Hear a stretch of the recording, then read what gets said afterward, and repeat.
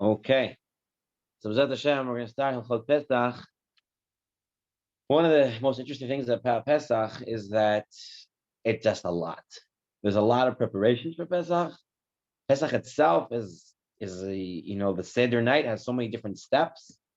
There's how many times you take a course. You have all these different parts. A lot of things going on. In fact, there are a lot of halachot about Pesach. Also, this is a lot about Pesach. And so the Sefer Chinuch, this is not lost on the Sefer Chinuch. Sefer Chinuch mentions this, and he says as follows. We're going to read through. We'll translate it very simply, but it's very, very important. And this was brought to my attention at some period in my life. I was very into listening to both Rabbi Victor Miller and to Harav Gifter, and Rav Gifter has a shmooze about Pesach, and he brings from this. And I felt that before we start Hilchot Pesach, that definitely we should review what it says in the Sefer Chinuch. And here's what he says: don't challenge my words and say, why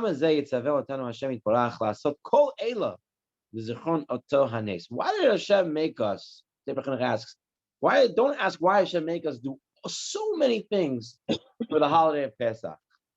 Why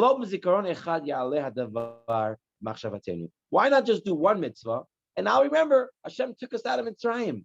No, you have to do so much preparation. You have to do a whole Seder. You have to do a whole million things. Just do one mitzvah. And now remember everything. And it will not be forgotten. He says to him, says to the son, talking to the youth, you're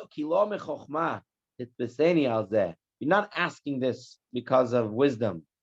And childish thinking is making you ask this, why we're doing so much for Pesach. And he says as follows: if you're smart, you have understanding, listen to this. Incline your ear and hear. And I'm going to teach you how to do Torah mitzvot. This is such an important key to understanding all of Judaism. Ki ha'adam nif'al kefi ulotav. A person is affected by the things, the actions that he does. Vilibo v'chol machshavotav tamid. His heart and his mind constantly go after ahar ma'asav she'oseh bahem, after what he is doing. Im tov ve'im ra, whether for good or for bad. Listen what he says.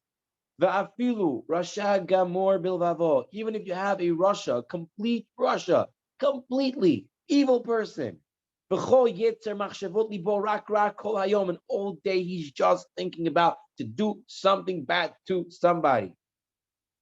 Im yi'areh rucho, if his spirit was to be aroused, v'yasim hishtalduluto v'isko b'hatmada b'torah mitzvot, and he's to diligently do some Torah mitzvot, v'afil shelo l'shem shemayim, even if not for the sake of heaven. Rabbi Gifter explained it means even if you give him, so here's the Rasha, you give him your money and you tell him, go give tzedakah with your money, so it's not his money, but the fact that he's going to now giving out people dollars, he's giving out money, he's no longer going to be a stingy person because he's already doing the action of giving out.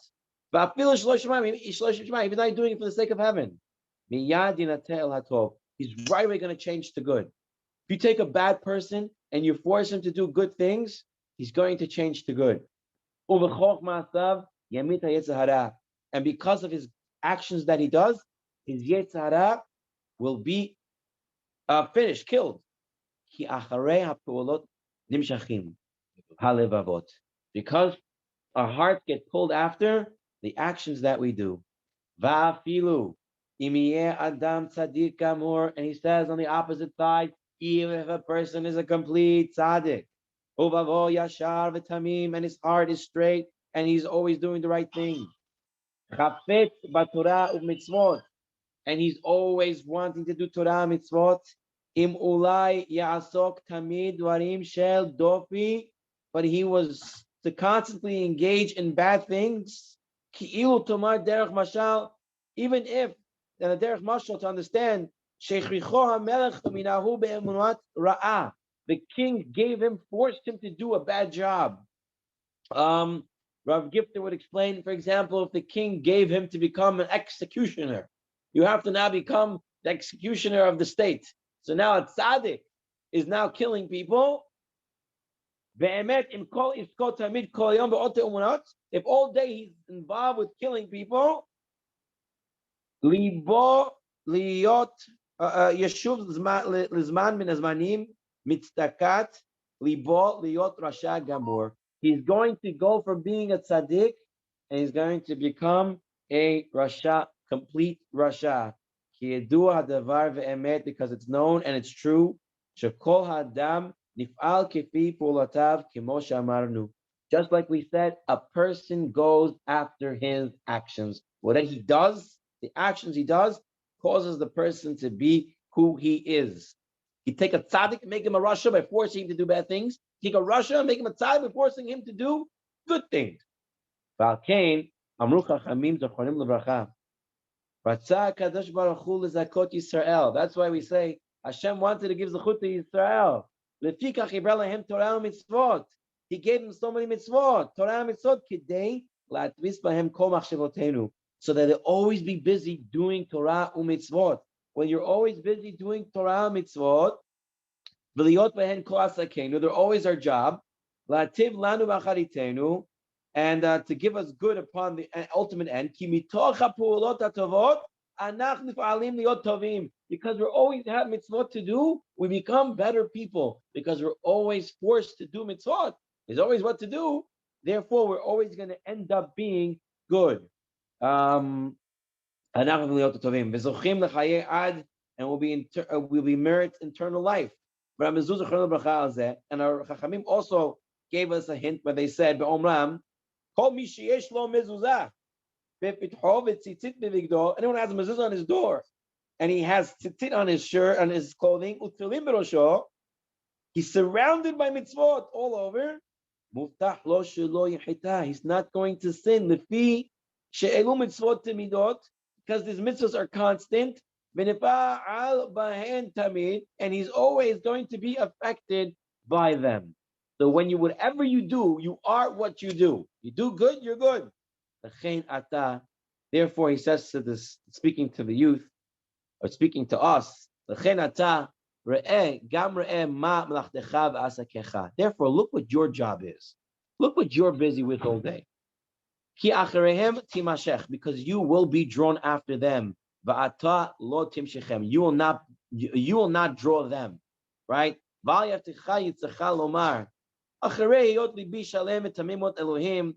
said yesh bi. Might have said yesh ki it aneg lefa'amim b'tamnugei anashim לשבת בשווקים ורחבות ולהתלוצץ עם הליצים ולדבר צחות וכיוצא באלו הדברים שאינו מבין עליהן השמות והחטאות. Don't say it's okay for me. I'm straight with Hashem, so I'll hang out with the people in the bar. I'll go hang out with the people on the street, and I'll bring them closer. He says, don't fool yourself by saying that, because you're going to go after them. Hello, gam li levav kimohem. I have a thick heart. I'll be able to stand and do my own thing. Katoni ava motnehem. My little finger is thicker than them. And why then will they draw me after them? Don't think. He's saying, don't think if you hang out with the wrong people doing the wrong things that you're going to be able to get them back. It's not going to happen. Albany, no, my son. You're going to go after their way. Many have drunk based on this logic from the cup of poison. But you save yourself. Because it all goes on the actions of the person. After you know this principle, it will no longer trouble you to know why there's so many mitzvot for Pesach.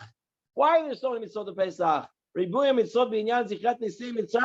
You want to remember Nisim and Mitzrayim, the miracles of Mitzrayim, because our whole emunah of what we believe, we always say, Zechel Yetziat Mitzrayim, on Shabbat, and Yom Tov, on Kiddush, whatever we're doing, it's always Zechel Yetziat Mitzrayim. because all the emunah is there. Shehen amud gadol b'toratenu. This is a very big pillar in our Torah. Ki berubot asakenu b'hem. Because by engaging in them, when we do it again and again, and we keep believing and we keep doing, because we're all after our actions. So when we keep doing these actions, that zecher l'yetziat Mitzrayim nitpa'el el hadavar, will be influenced by their matter. Moshe Amarnu, like we have stated. This is the introduction that I'm giving as we start in Hilchot Pesach, is that yes, there are tons and tons of halachot when it comes to Pesach, and there's tons and tons of stuff that we do on Pesach. But the whole point is because the more we do it, the more we're influenced by it.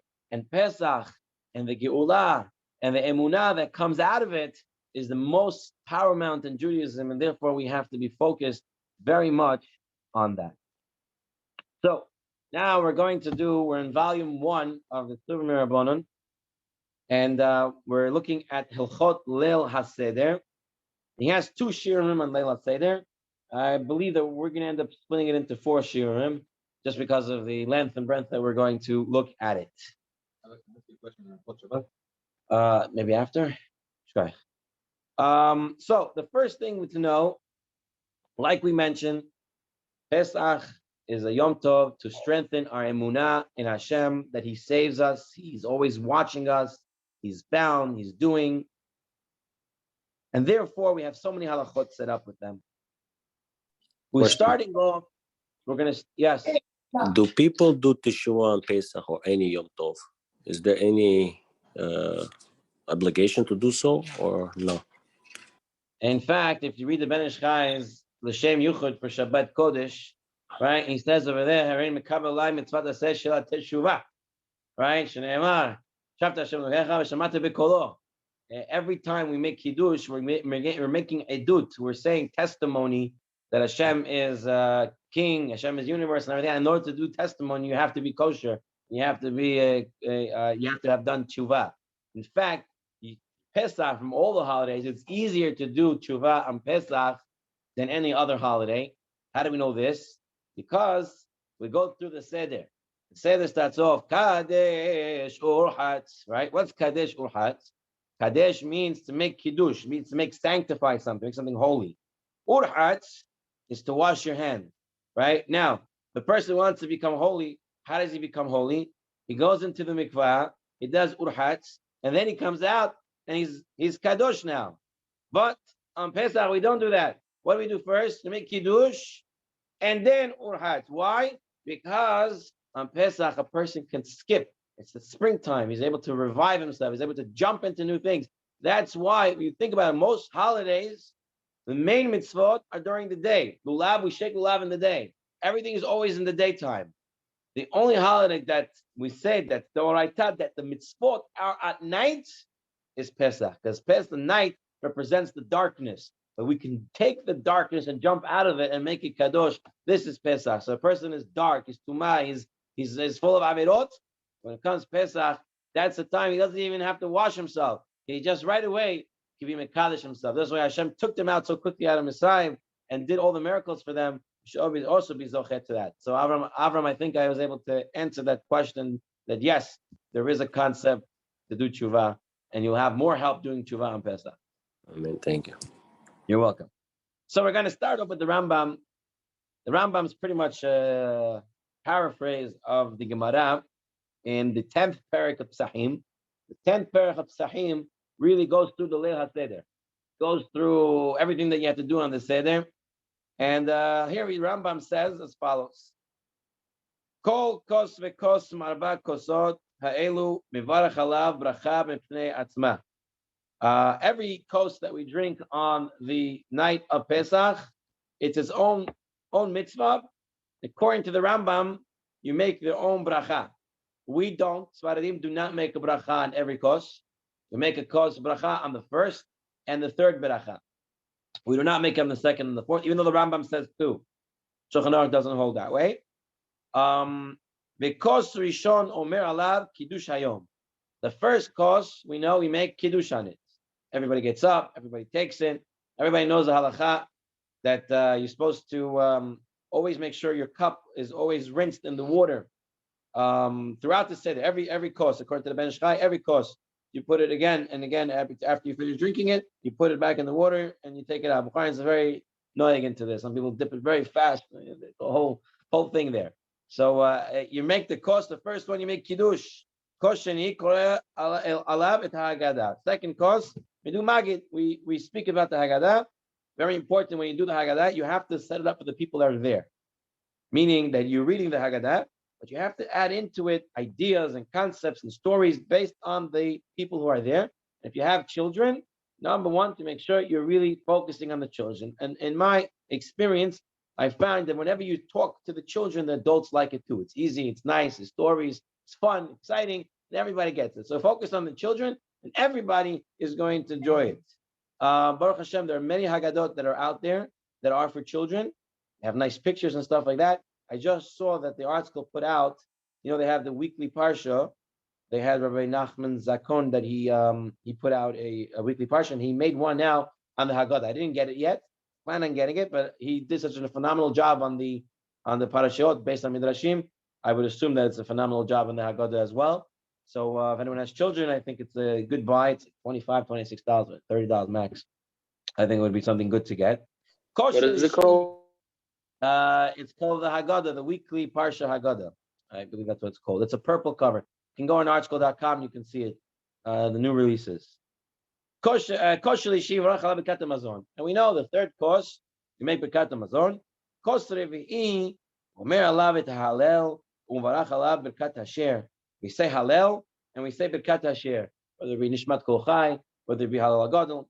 Uben HaKasot ha'elu, Im Ratzah Lishtot, he drinks. If he wants to drink between any of these cups, he drinks. Ben Shalishi L'Revi'i, he does not drink. So you're supposed to drink 4 cups, right?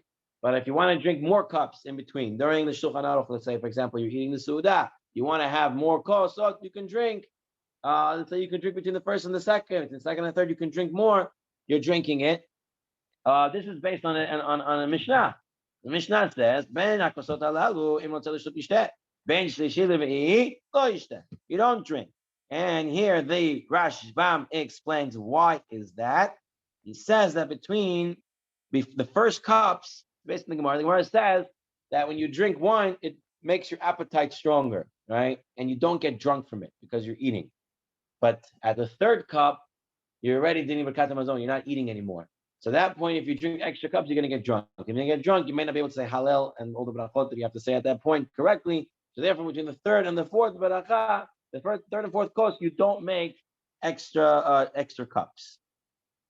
That's what he brings down over here. It makes you drunk, but if you're hungry and you're eating, pre-meal and during meal, not everyone agrees about the pre-meal, but everyone definitely agrees during the meal. If you drink more cups, you don't get drunk because you're eating, right? But after you finish eating, then if you drink extra cups, you're going to get drunk and it's going to interfere with your Leil Seder. Therefore, you don't drink between the third and the fourth. That's the way the Rashbam, based on the Yerushalmi, brings it down. Okay, that's the introduction that the Tzubur brings for the Arba Kosot. So now we're going to start based on the Gemara Masech Pesachim. It says over here, Tanu Rabbanan, Hakol Hayavin Barba Kosot Alalu. Everybody has to drink the 4 cups. Echad Anashim, Ve'echad Nashim. Both men and the woman. And then it says, Ve'echad Tinokot. And as well as children. So the Gemara says, what do you mean children? Children have to drink wine? The Gemara says, no, you don't have to give them wine. You give them nuts and stuff like that to make it interesting, to keep them awake and stuff like that. The Yalkut Yosef, he brings down this Gemara. He brings this down as a halakha. And he says, what does it mean to give the children? He says that if they're already the age of chinuch, then you can give them a little bit of grape juice and stuff like that. But not to actually give them wine. So here he says, it's commendable to give wine to children to taste as well as once they've reached the age of chinuch, in order to train them. You have to dilute the children's wine or serve them grape juice. So don't just think, the Gemara says, you're going to think you're giving children wine. He says, no, that's not the way it is. And he says, what's considered chinuch for this mitzvah?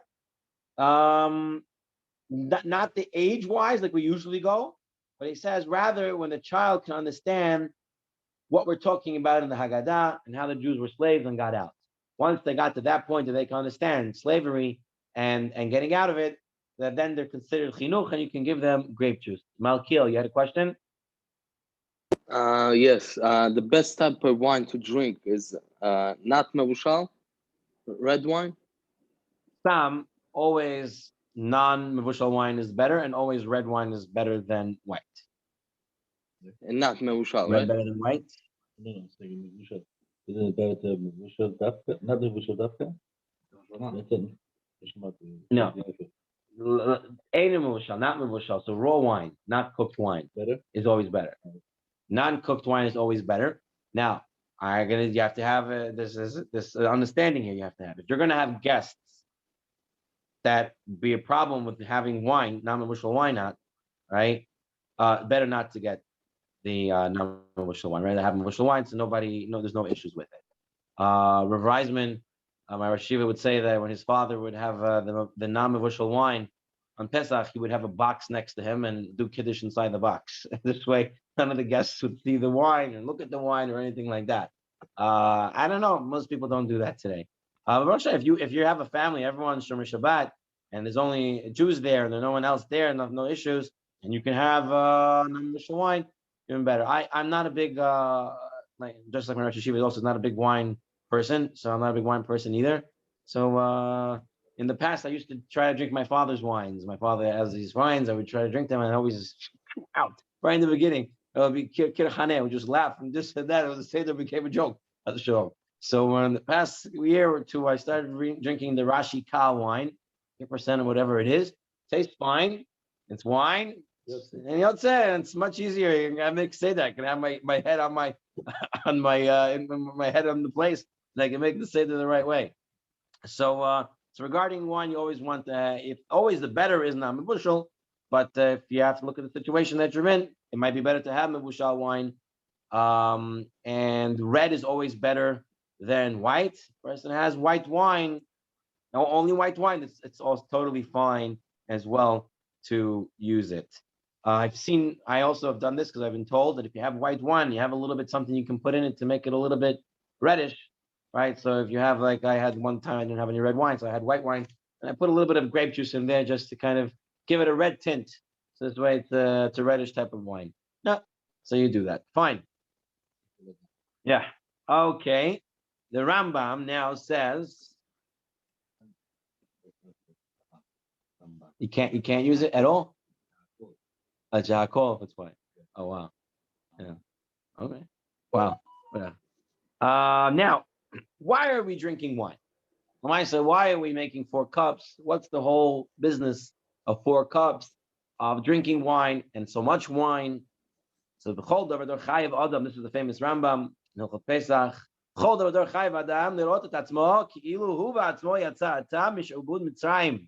Everyone has to look right now as if he himself is coming out of Mitzrayim, right? Therefore, in many communities, they have the middle of the Seder, right before Magid, right? When you have to do your hats, right after that, they take the matzah that they broke, they put it on their shoulder, they wear the jomeh, they come out as if they're walking out from somewhere, and then the children say, "Oh, where are you coming from? Oh, I'm coming from Mitzrayim. Where are you headed to? Yerushalayim. What do you have with you? Matzah maror." The person plays it out, right? One year, the first year of COVID, when Pesach was right after COVID hit, so I know everybody was already depressed. COVID, this, that. So I went to Amazing Savings and I saw these froggies there. They had like these rubber froggies. So I didn't show my kids and I kept it in my pocket until we started reading about the Makot and Sefardeya game. I took out all the frogs and I started throwing them all around. They loved it till today. It's like 2 years later, they still today. Oh, you're gonna throw the frogs again? It was exciting. You make it as if you feel that you're there. So as the pasuk says, you came out. That you were slaves. That right now you were free. Therefore, therefore you have to eat, drink, and lay down as if you're a free man. The whole point is because we're getting free today, we have to represent freedom. One of the things of being free or being kingly, royally, is they would drink wine. That showed that you were free. Slaves didn't have time to drink wine, and slaves didn't have access to wine. But royalty had that. So now that you're out, you have to do this. You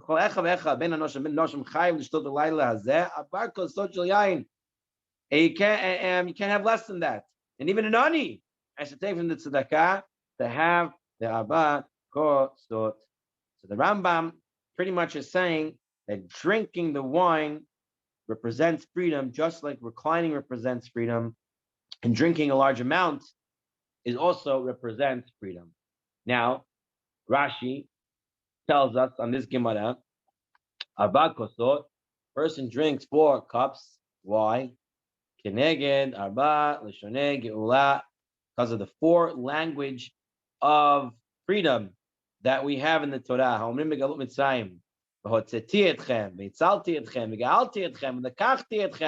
You have 4 times it says Lashonot of freedom. Based on those 4 Lashonot, we have the 4 Kosot. The 4 Kosot represent those 4 Lashonot.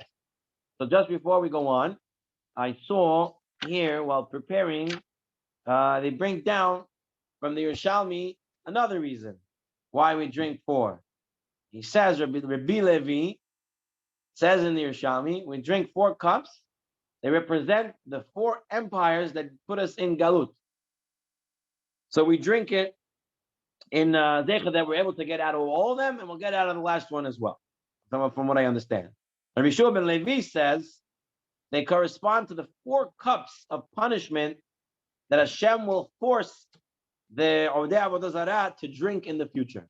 4 cups of punishment that they're going to get for those 4 cups that we drink keneged that.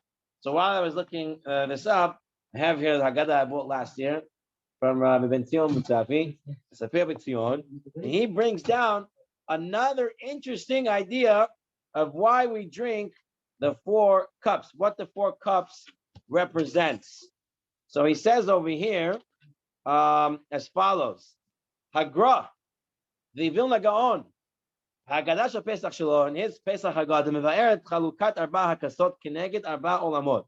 He explains these 4 separations of cups as follows, based on the 4 worlds. What are these 4 worlds? Shehem olam hazeh, Yemot HaMashiach, Tahiyat HaMetim, Ba'olam Haba. Those are the 4 worlds. So they're represented by the 4 cups that we drink. Can you repeat them, please? So here we go. Ba'olam Hazeh, Chaye Olam, Limot HaMashiach, Tahiyat HaMetim. Those are the 4 cups. That's what he says. That's what he brings down from the Vilna Gaon. They represent the 4 worlds. So another interesting idea of what the 4 cups represent. Okay, fine. Now we're going to get into how much a person has to drink. Shkoyach. The Yosef says as much as you can. But we're going to have to know the halakha of how much you have to drink. Okay? Amen. It's based on a Gemara. Gemara Mesach Daf Kufhet Amud Bet. It says over here, they're bringing down actually a statement from Shmuel, and they're explaining the statement. And Amar Nachman Bar Yitzchak, he's explaining the statement of what it means you have to drink the cup. And it says over there, Vehu de'eshti ruba dekasa, is that he has to drink the majority of the cup. Okay. This is what the Gemara says. Shmuel brings a statement. Rav Nachman Bar Yitzchak is trying to explain it. And he says that means you have to drink the majority of the cup. Now, what does this mean, drinking the majority of the cup? Why? What's the understanding here? When a person makes Kiddush and Shabbat, right? How much he has to drink in order? He has to have a cheekful, right? Takes a drink, takes a cheekful. He tastes it. That's it. He doesn't have to drink more than that. Right? But on Pesach, the Gemara says you have to drink the majority of the cup. What did that mean? So Tosafot says, Hainu kimalo lugmav. All this means he's taking the same amount he needs to drink on a regular kiddush, one cheekful. The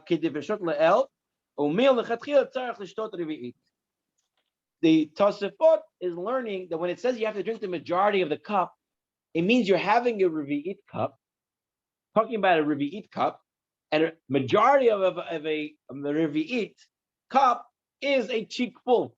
So when it says you have to drink the majority of the cup, it means a revi'it cup. How much is a revi'it? A revi'it, it's 1/4 of a log, but what it means is it's about 3 ounces. Okay, I did the calculation today. It's a little bit 2.9. So here in the Hilchot it says it's 3. In other Svarim it says 3.1. Somewhere it says 3.3. It's 86 cc or ml, not grams. 81 grams, which is 86 cc. No. I'm not talking. We're not talking about the cup now. Don't talk to me about the cup. Right now, I'm explaining what the Gemara said. The Gemara said you have to drink majority of the cup. Tosafot says we're talking about a revi'it cup. The cup is the size of a revi'it. It has 3 ounces in there, meaning you have to have a cheekful. Cheekful of a revi'it cup is definitely 1.6 ounces. That's the way Tosafot is learning. So all over here is telling us the same thing that we always know. You have to take a cheekful. That's the way the Tosafot is learning. Now the Ramban, yeah, revi'it, a quarter of a loaf, right? All right. Now the whole calculation of a log and revi'it and these 3 ounces, and some will say that's much more than 3 ounces. It's based on the whole revisor recently he brought out a shear like that. It's based on egg size, right? And they were doing the calculations and they realized that either the eggs are different or we've been calculating it wrong, and therefore there's such a huge difference in it, right? So we hold halacha, we hold like it says here in the Hilchot Yosef, revi'it is 3 ounces. Person doesn't have to go more than that. Now, the Bet Yosef over here, he brings down from the Ramban. No, he's bringing down the 2 Deot that are arguing the Chazon Ish Shita with Rav Chaim Nez Shita, and how it plays out, how they both got to their calculations, and it's so different. And it wasn't just them; it was already back from before the same argument. And each one tries to answer why the calculation is different so much. So that was kind of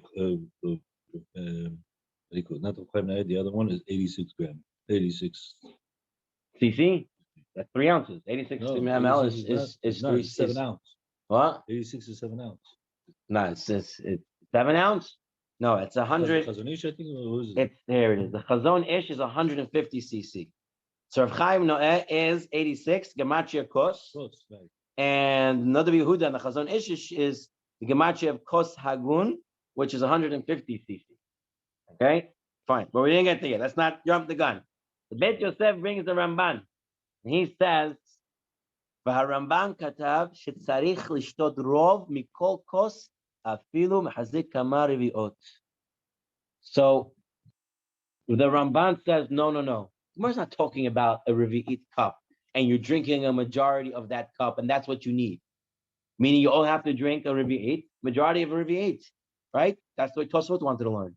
Ramban says that's not what he's talking about. The Gemara means any size cup you have to drink majority of that cup.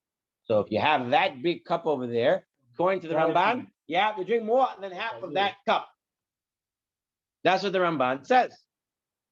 Now we have the Bach.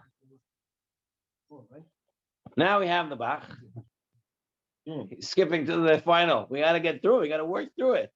Right? You have to show your work, right? As if you were in physics.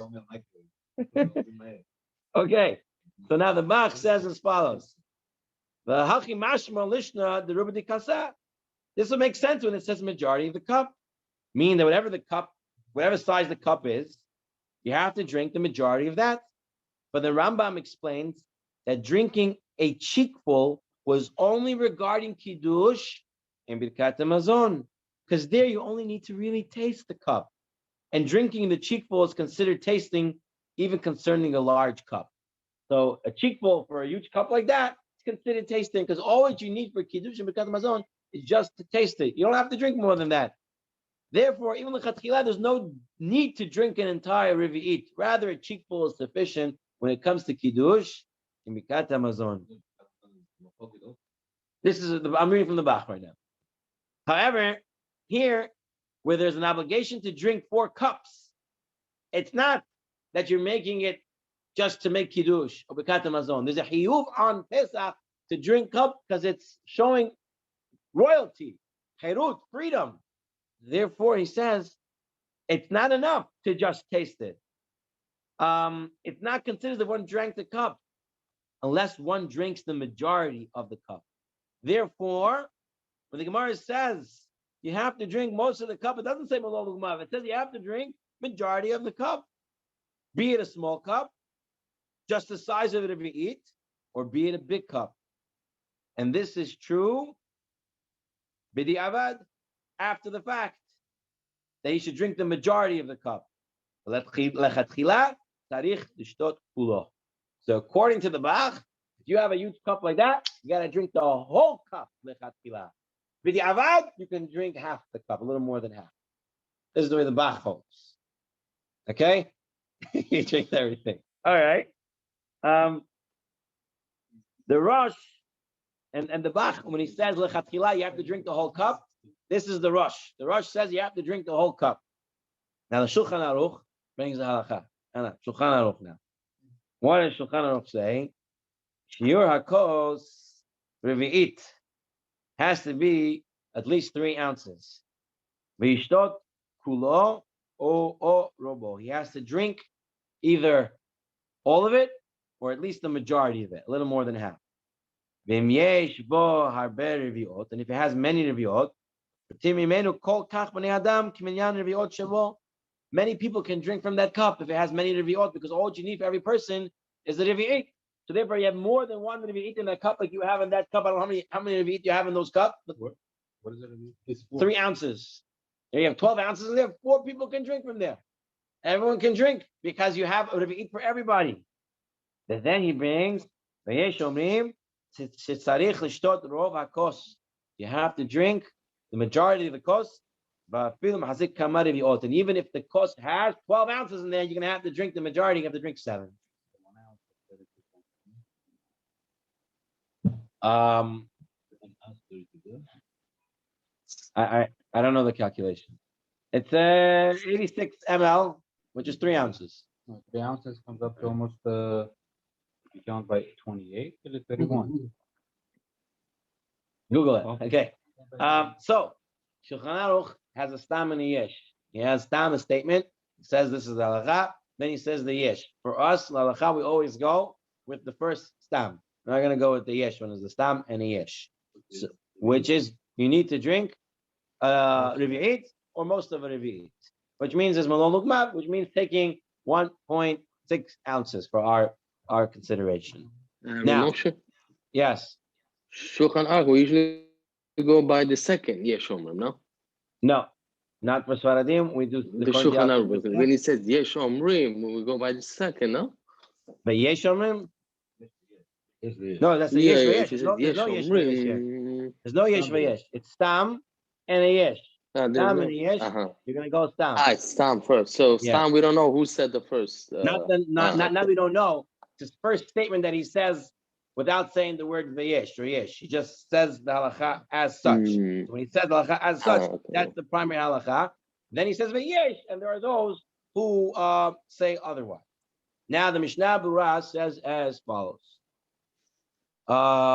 He says as follows. Although in general, it's enough to have a majority of you eat, even from a large cup. Here, regarding the 4 cups, it's good to be machmir, as the majority of the cup is really required. And if he did not drink that amount, he did not fulfill his obligation. However, practically, the halacha is with the first opinion in the Shulchan Aruch. So the Mishnah Berurah is modeh to the first opinion, the stam opinion in the Shulchan Aruch, that all you have to drink is really a majority of a revi'it, 1.6 ounces. Nevertheless, if one does not plan on drinking a lot, right? Mishnah Berurah's idea, and this is very important people try to do, one shouldn't take a large cup. Don't take a large cup, but take a smaller cup. Because everyone agrees if you have a cup that's just a revi'it, then all you need to drink is 1.6 ounces. If you have a big cup, now you're getting into the question, do I have to drink a majority of that cup or not? So I remember my mother, she got the cups from her father and her grandfather. They used to drink on Pesach. And they're relatively small. They were relatively small. So she said the whole family would drink from it. I said the men also would drink from it because I didn't know if they gave it for the women or for the children. She said everybody would drink from it. And this in Samarkand, they all drank from these cups. It was relatively small. It was relatively small. One of the huge piroles, the one that I had, it was relatively a medium size. So I was wondering if it was the right amount or not. I was in high school at this time. I learned the Hilchot, so I said, let me check it. So I checked it, and it was like 3.1, 3.2 ounces. And it was exactly the amount that they needed to have it. So recently, I tried to find cups the past couple of years. I kept trying to find 3.1, 3.2, 3.3 cup ounces, nice ones, crystal, like glass ones and stuff like that. A couple of years ago, there was a sale somewhere, and I went there, and I found like 12 cups, and they were all exactly like 3.3, just the way I like it. I like it at 3.3, just a little more over 3, because I'm always worried that you spill some, it's going to come. So you have a little more, it's going to be. So I got 12 of them. All right, 2-3 years passed, I'm down to like 3 cups. These are glass cups. You keep breaking every year. I take it out of the shelf to bring it for Pesach. They crack this way, that way. And I'm like, okay, we have 1 more cup. We have 2 more cups. We'll manage. The Shem, try to find it. Where can we get these cups? You said there's amazing. I went there. Every time I go there, I find 5 ounces. I find 4 ounces. I don't find like 3 point something. But we should market them. What do you think? I'm making glass cups. We'll order them in China. We'll put some nice Pesach design on it. We'll get some stamps on it. We'll say kosher lePesach if you eat. They do it. No, they've already beat me to it. So where do they sell the 3 ounce? They sell the 3 ounce because that's the one you should get, because they sell all these fancy silver ones or the aluminum ones that look silver. They're very big. Right. And people are getting them. If you're not going to end up drinking, if you can drink the whole thing or majority of the whole thing, fine. Like Yosef Chaim over here, then fine. But if you're like me, I'd rather just drink majority of a Revi'it, and so I'd rather have a Revi'it cup. If it's 3 ounces, I try, at least the first cup and stuff I try to. And if I could, now that I'm drinking Rashi Kal, it's much easier. It's my father's wine, then I have a different issue. Okay. I wrote over here, Yaakov Yosef, page 255. So what did I want to mention from here? So here the Yaakov Yosef brings it down. The cup must be filled with at least a Revi'it of wine, which he brings down as 81 grams, and which is 3 ounces. That's what he brings, 81 grams. Okay. Over here it shows 29 per ounce. So we do 29 times 3. 90. No, I mean 97. 81. 86. No. 86. No, he brings down. He says. He brings down 81 grams here. Okay. Each person drink the entire cup full of this 3 ounces. If someone drinks only somewhat more than half, he was yatzah. The cup one is using is very large. It is necessary to drink only the majority of the cup's contents, and there's no obligation to drink the entire cup full. So according here, he says, if you are going to use a big cup, you should really try to drink the majority of the cup, more than half. Okay. All right. If someone drinks a revi'it of wine, well, let's say he had a big cup. Let's say he had a big cup, but he only drank a revi'it of wine. If he was yatzah, all of this is still less than half the cup. So he brings over here, as long as you drink a revi'it, if you have a 12 ounce and you drink 3 ounces, you are yatzah b'diavad. Yeah, what he says over here. Although it's still less than half the cup, he normally should drink a majority of the cup's contents. Therefore, if 1 cup holds a volume of several times the revi'it, several people can potentially drink from the cup, just like the Shulchan Aruch said, each one drinking a revi'it. And we can rely on this when there are no other cups available. So Yaakov Yosef seems to be taking 2 approaches here. He seems to be saying, you should really drink the majority of the cup. But if you only drink a revi'it, that's fine. And this way, more than 1 person can drink from the cup because you have multiple revi'it in them. Okay? So Lama said, for us, practically speaking, try to get 3.5, 4 ounce cup. This way, if it shakes out, moves out, it's fine. You need to at least have 3 ounces in there. Try to drink the full 3 ounces. If you can't drink the full 3 ounce, at least drink 1.6 of that. So a little more than half. Just be careful when these cups, when you're measuring half, because a lot of times these cups have, like, you see his cup, it starts narrow on the bottom and wider on top. It's hard to measure halfway. It's not half the height, it's half the volume. So you have to kind of drink a little more than what would look half the height. Just pay attention to that when doing that. Can you mix Okay. grape juice with wine? You could do that. And the Alka Joseph says that if a person has trouble drinking wine, he could take grape juice. He doesn't have to kill himself to drink the wine. It's definitely better to have the wine. And the person should push himself to have wine. And again, if you do it b'chachma, you get Rashi Kal wine, and you get a 3-ounce cup, most people can definitely get through it. All right? Yeah, you get the 5%, whatever that wine is. It's you can get through it. 3 ounces. If you can't do 3 ounces, you cut it in half, 1.6 ounces 4 times. It's not a lot, especially you're going to eat in the middle. You can definitely make it through. Therefore, if you do it b'chachma, you'll definitely do it right. For women, there's no obligation for them to drink wine. I mean, they should drink wine, but you can give them grape juice straight up. That's what he brings over here. They can't handle their wine, so you can go ahead and give them grape juice right away. Certainly permissible for women, since women often find it very difficult to drink such a volume of genuine wine. You can just you don't have to try with them to drink wine. You just give them grape juice. Save on money too. Okay. You had a question? Yeah. Yeah. Dry wine is, they say it's much better, or just Dry versus sweet. Yeah. I think it's really your palate. I mean, I don't see anywhere that's dry versus sweet being anything. Dry wine, something more. Because most people, wine connoisseurs who drink wine, they say that wine. No, I think what they're trying to say is that the quality of wine. They say dry wine is better quality. It's more rich. It's more this. It's more that. Nothing added.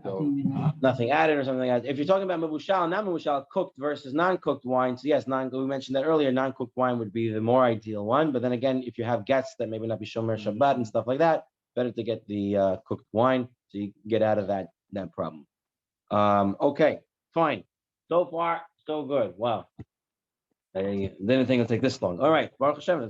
We're learning. We're learning very well. We're learning a lot of halachot that are very important, not just for Pesach, for all the time. Okay, now, what about how long do we have to drink the wine? So Maloya said you have your 15, 16-ounce cup, and you want to get through the whole thing, right?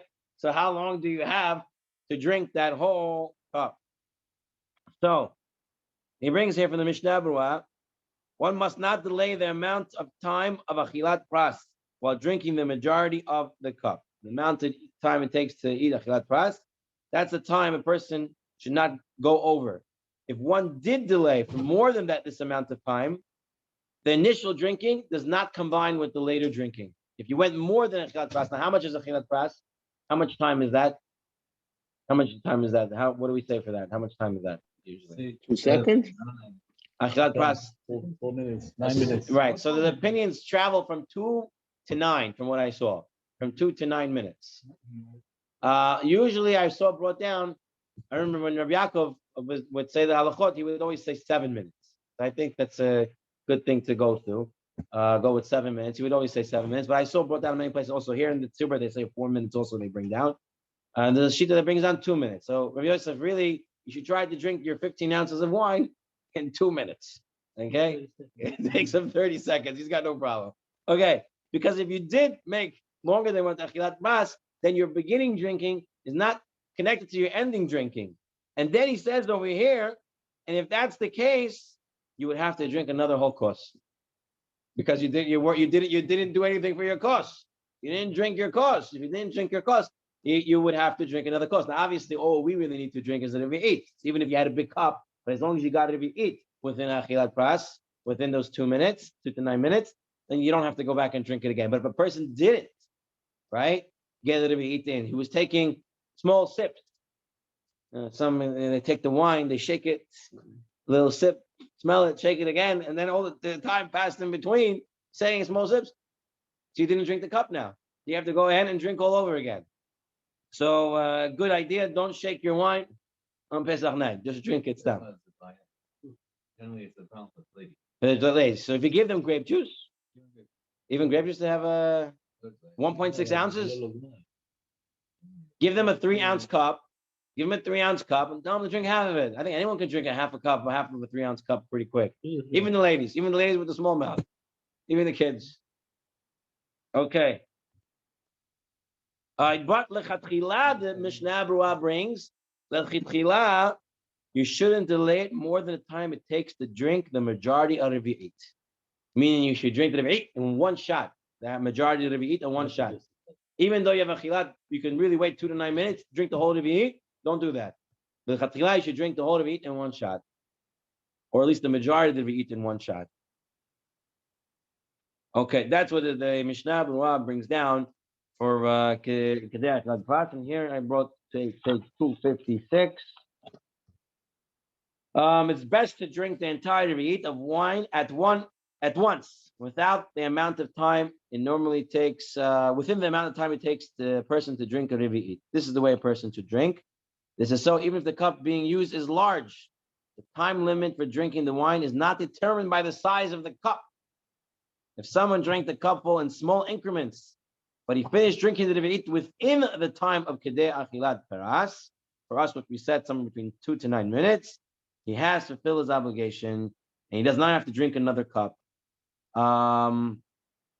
If someone sipped the wine so slowly that it took even more than the time of Kedei Achilat Paras to drink the required amount of wine, he did not do anything at all. He did not drink the cup. So it comes out, you have to drink your cup pretty quick. Just take it and sip and drink it. Don't sip it. One shot. Again, the person does the b'chachma, he gets the right cup, he gets the right wine, he plans it out, he'll have no problems. If you didn't plan it out and you took that 16-ounce cup and you got this 15% alcohol wine and you don't like dry and you're drinking it, it's gonna be very hard to do. You have to drink it within the time what's called drinking. I know it's a vodka. Right. Right away. Right. This Right, one, so most people I had someone tell me I was drinking whiskey wrong. Told me whiskey, you're not supposed to take it in one shot. I don't know. Mukharin, what do I know? I see everyone drinking. That's it, gone. You got the better, faster you do it, the more mushrik you are, the more of a man you are. So I was doing that with whiskey, and someone told me, "Oh, you're drinking whiskey all wrong. Whiskey, you're not supposed to shut it down. You're supposed to sip it." So you have to take it. It's about fulfilling mitzvah. Not So fulfilling based on mitzvah. that, you have to- What this halakha is based on is that you have to drink it within the time what's called drinking. If you're not drinking within a time that's called drinking, then you didn't drink. So right now, 1 hour. And 6 hours later, the next hour. Put together or not? right, Let me made a short. right. Now for Yom Kippur, when we say Kedei Achilat Paras, we say 9 minutes, right? Because the person shouldn't eat between every 9 minutes, right? That's what could take the longer extent. If a person has to eat in Yom Kippur, we would say wait every 9 minutes, because then it's not connected to the previous eating. So is it connected to the drink or it's not connected? You have to drink. So what you're doing, is it connected to the drink or not? That's the issue. Okay. Now, the size of the cup. We already kind of went through this, but we're going to bring now from Rav Chaim Noeh, which he was actually, if I'm not mistaken, he was a Rav they sent him to be a Rav in Bukhara or Samarkand, one of those places. Rav Chaim Noeh. He was. I was reading it in the book of Shalom Chaim Yazov, Rav Uncle wrote on the Samarkand. They sent him to go be a rabbi from Eretz Yisrael. They sent him to be a rabbi in Samarkand, I believe. So then he had to leave because of the KGB and all that nonsense. He had to get out of there again. But so he made all these measurements, and based on his measurements, the Revi'it turns out to be 86 cc's, which means 86 milliliters, which comes out to be in ounces wise 3 ounces. That's his calculation. And in order to remember this, you do the gematria kos. Kos is 86, right? Once I was in a shul, they were doing the bids for the aliyot, and everyone was saying all these different numbers: 36, 26, 52, all that. So, but they weren't saying the number. They were saying that, they were saying ben, or 2 times chai, or that. So I screamed out kos. Everyone was like, kos, what's kos? Kos is 86. So that's how you remember 86 ml. The Nodabi Yehuda Hazon Ish hold that it's 150 ml, so which is pretty much almost double, right? 2 times 80 would be 160. 170 would be 8 times 86. So 150 is a little under than double. So it's about 5 ounces. So if you want to do the Hazon Ish Shita, you want to do 5 ounces. You want to get a cup that has 5 ounces. You don't need to do that. We hold halacha l'maaseh that you only need 3 ounces. And this is also brought down. The Mishnah Berurah wants to differentiate between Doraita mitzvot. Then you would say a revi'it would be 5 ounces. And rabbinic mitzvot, you can say that the revi'it is 3 ounces. Was I right? I was looking at the time. Yeah, and what does it say there?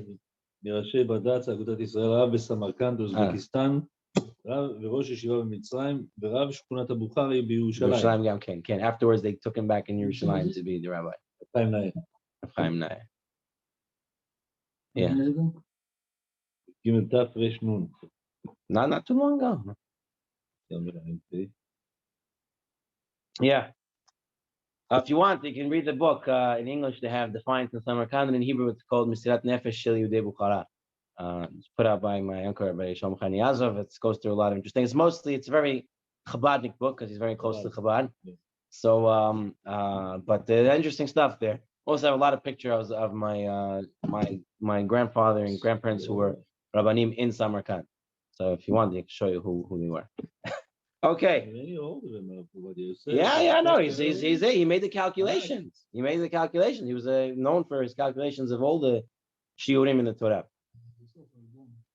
Okay, fine. Okay, Rabotai, we have 15 minutes. So let's try to go through this last piece over here before we finish for tonight. This might be more than 4 shiurim. We only have 4 Sundays. So I'll try to move a little faster next time. Yeah. All right. So another mitzvah of drinking the wine on Pesach, which not just the wine, but other things that we eat and drink on Pesach, is that we have to recline. We have to recline. Now, what's pshat in reclining? Drinking is 4 kufot is doraita or not? Yeah. Is it doraita? I don't believe it's doraita. It's not doraita. We're drinking 4 wines. Kineged the lashon, the arba lashonot. There's no doraita to drink it. Matzah when there would be a carbon pesach would be doraita, right? Or more with carbon pesach. Was it matzah umaror? Right? You have to have everything to be considered. So no, it's not considered doraita. Therefore, you can use it 3 ounces, right? According to Mishnah Berurah, if the kiddush would be doraita, you would want to use 5 ounces. Okay. Now, leaning is also a form of freedom, right? The issue here we're going to go through is that, is it still considered a form of freedom today?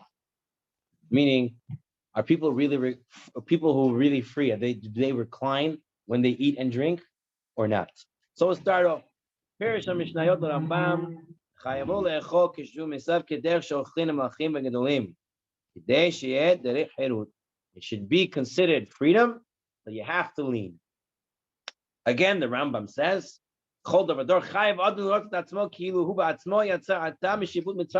everybody has to look as he's leaving Mitzrayim. Part of that is imagination. One of the main points about Pesach night, Seder night, is for you to use your imagination as if you're leaving Mitzrayim. And part of that is acting out parts. When you act out parts, like we said, when you act it, you're actually living it, you're actually becoming that. So when you act out leaving Mitzrayim, it's as if you're leaving Mitzrayim, all connected. So therefore, he has to lean in a way of freedom. That is the Rambam. Now, the Ra'avaya, he says as follows.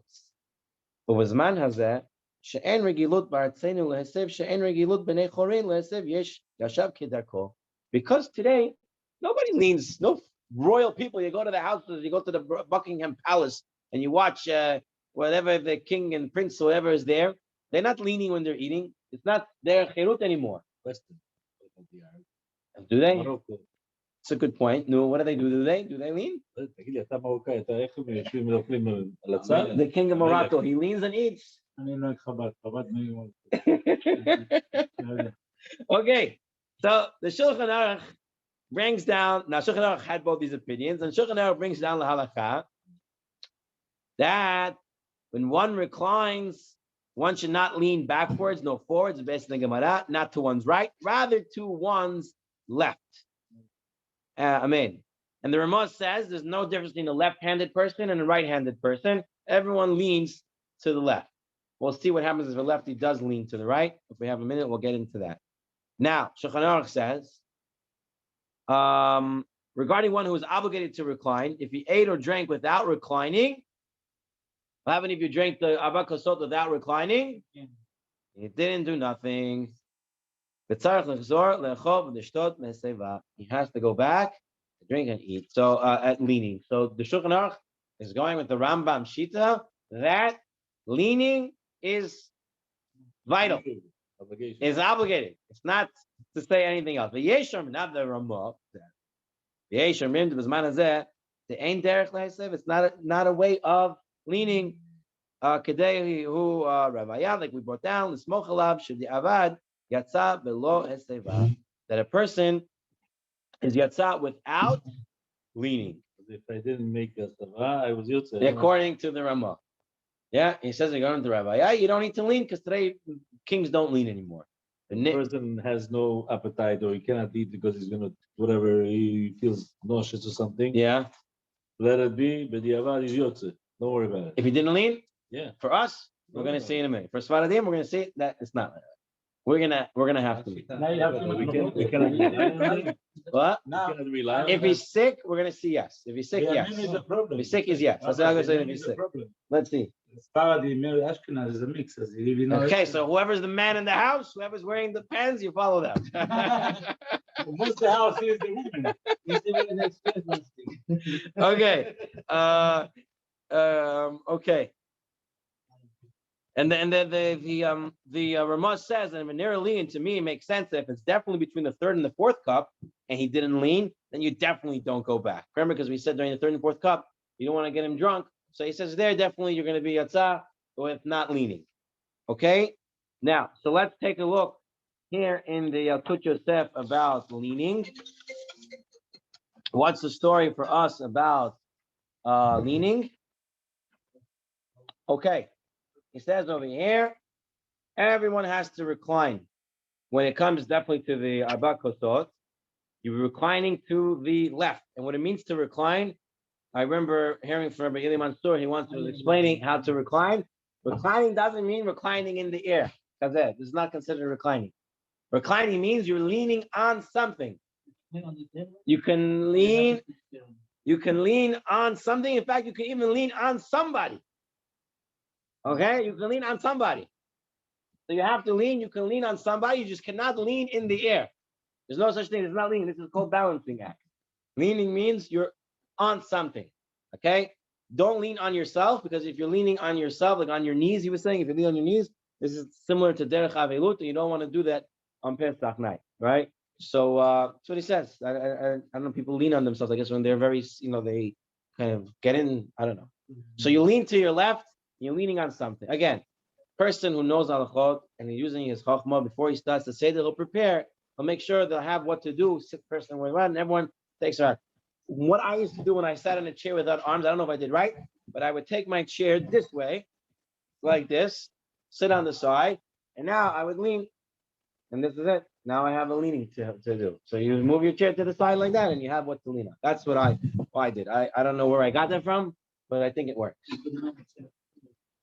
You put the chair with the pillow. My kids, 3 of my kids, they all go to school, right? And they all come home with a pillowcase for me to use. So, I find folding chair is the best. Folding chair is the best.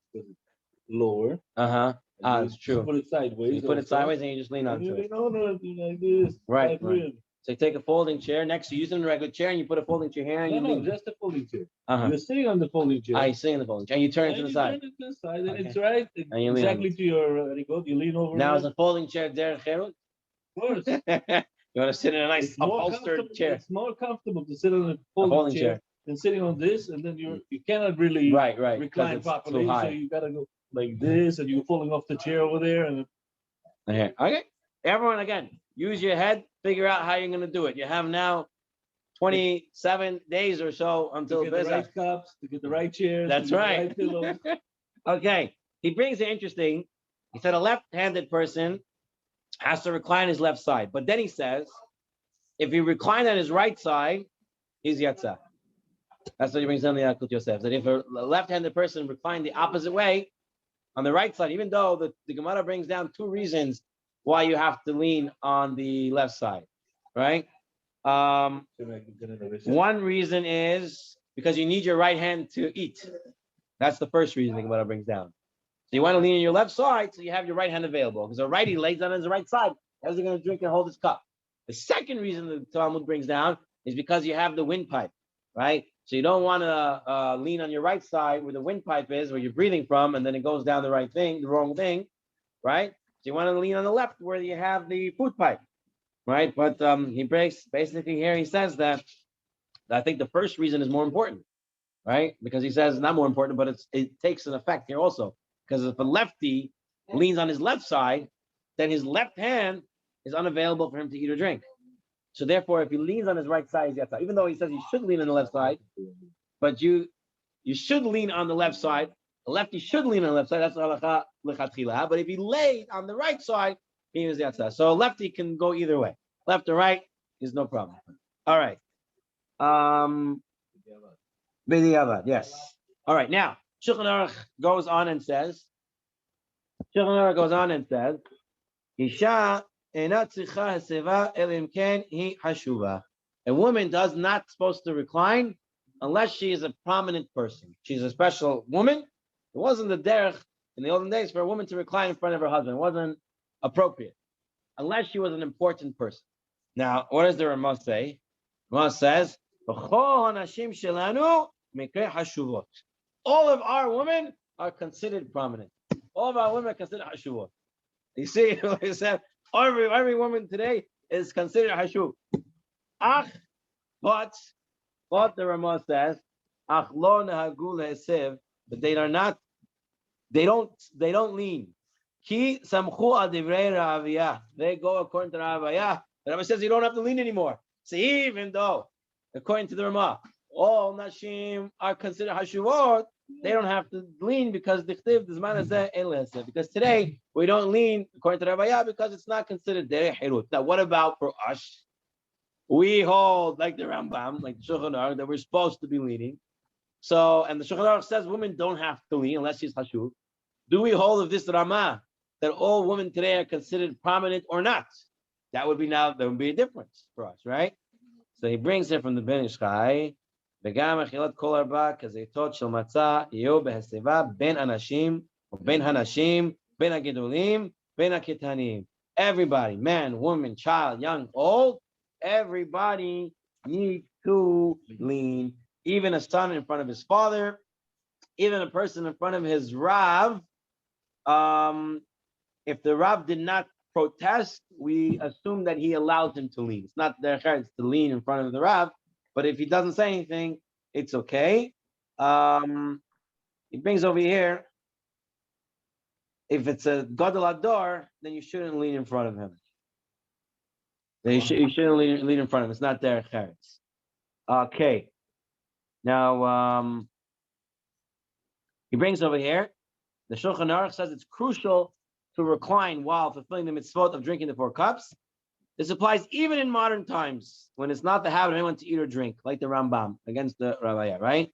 Therefore, if someone drank the cup without reclining, he must drink another cup. The same applies to the 3rd and 4th cups, right? Not like the Ramah said, definitely during the 3rd and 4th, you don't have to do it. No, we would hold even during the 3rd and 4th. If you didn't recline, you're going to have to drink again. However, the head also has to be reclined, right? The head on something, or just the body itself has to be reclined to the left. How do you the head has to be on something? Is it the head or is the body? It's the body. It's the body. Like the head has to be touching something, like the Lord. You're reclining. Imagine you're royalty in the medieval times, right? You're going to be drinking and reclining and drink. Okay, but here, so used to pillows. Before. Let me just finish up and I'll take it. Nevertheless, if this person is not healthy and would cause him great hardship to drink yet another cup of wine, meaning he drank without haseva, he drank without leaning, and now if you give him to drink again, it's very hard for him because he's not up to it. Therefore, he may refrain from drinking again. Same thing with the woman. If she drank without reclining, it is not necessary for her to drink again. So if a woman did not recline, because remember Shulchan Aruch said only prominent women can recline. What does that have to do with anything? The what? What does prominent woman have to do with the din of reclining for a lady? Because it wasn't the derech of woman to recline. Wasn't the derech. The whole thing is derech cherut, freedom. Free royalty woman would not recline, so you don't have to recline unless she was a very not royalty regular woman. Not recline. I think it's two things. If I'm not mistaken, I'm seeing you help me out. I think it's both there. It's a disrespect. That's why we say a Talmud shouldn't, because in front of a Rav, it's some form of disrespect. Unless it's, and the same with the woman, it's a form of disrespect, and so she doesn't do it unless she's chashuv. Then it's not considered disrespectful. Doesn't say anything disrespectful. She's sitting by herself. She's sitting by herself. She doesn't have to recline. She doesn't have to, but why? Because you're making a low plug. Now that you have a woman, so then why is it saying chashuv, right? Right. Where did he bring that woman? Any woman of high status whose husband would not mind it must recline just as men do at the Seder. He said the same thing. It's the Shulchan Aruch said. Doesn't say Baal Hashem. He's saying Isha by herself, sitting alone. Does she have to recline? The answer is. Where is the Isha by alone? There's any Isha by alone. There's no Isha by herself. She has a husband. You don't have no Isha by herself. There's no Isha by herself. Then here he brings. You have 100 ladies which are divorced. Period. הרי אתה לוקח אישה, בדרך כלל היא לא דיבורס, היא בדרך כלל אישה של מישהו. אחרי הוא היה לו קורא לה רווקה. So you're right. That's why they didn't drink reclining. They don't have to drink again. Why I said they don't have to. So we say if she's chashuv, we allow her to. It seems to be allowing her to recline versus needing to recline.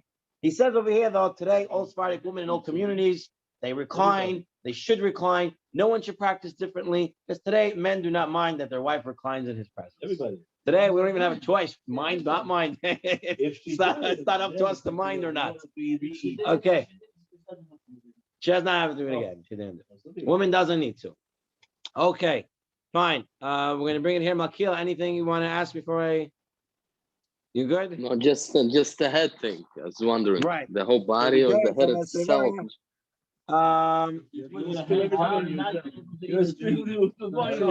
it right now. Don't Try it. Okay, try it tonight. Take a video of yourself trying to do the head versus the body, and let us. I'm used to the pillow, so.